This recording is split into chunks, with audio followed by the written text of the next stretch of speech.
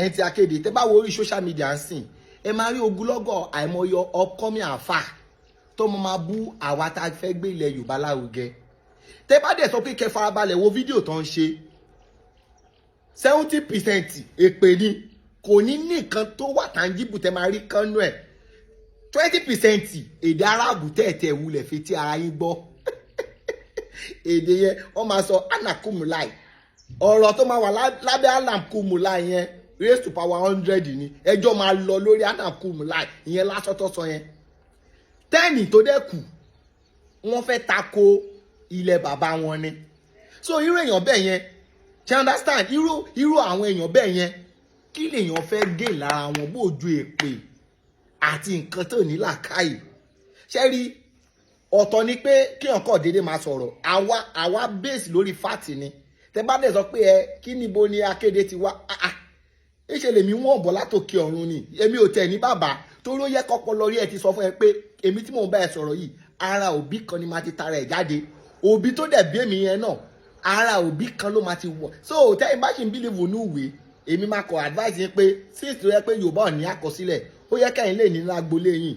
Nǹkan tó bá ti lè mú yín tẹ́ ò bá ní àkọsílẹ̀ lágbolé yín á jẹ́ pé wọ́n fún ara ẹ̀ ọ̀rọ̀ ayé wá nítorí àwọn ẹni ìṣáájú ẹ lágbolé ẹ ní àkọsílẹ̀. Nítorí ẹ náà ọ̀rọ̀ yín kí láǹtẹ̀ máa sọ ìdáhùn lọ́ fi máa ń parun. Ilẹ̀ Yorùbá ò ní àkọsílẹ̀, èmi bá yín gbà bẹ́ẹ̀ pé ilẹ̀ Yorùbá ò ní àkọsílẹ̀.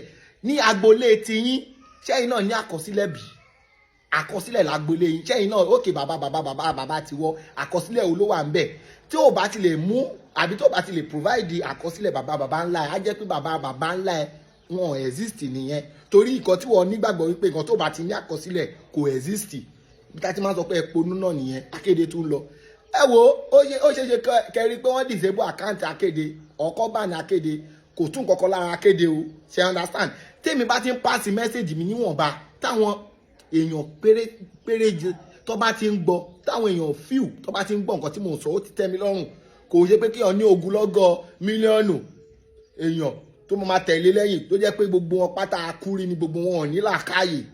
Ṣé rí gbọ̀nràngbọ̀nràn kọ́ lóko okó lè táṣó báyìí kó jẹ́ pé nǹkan tó ń produce jáde ó lè bí ibẹ̀ fà ibẹ̀ wà.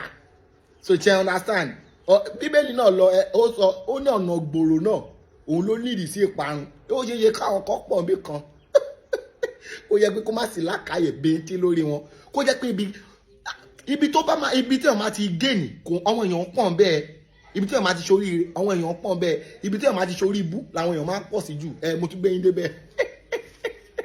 Akéde ń lọ ní tiẹ̀.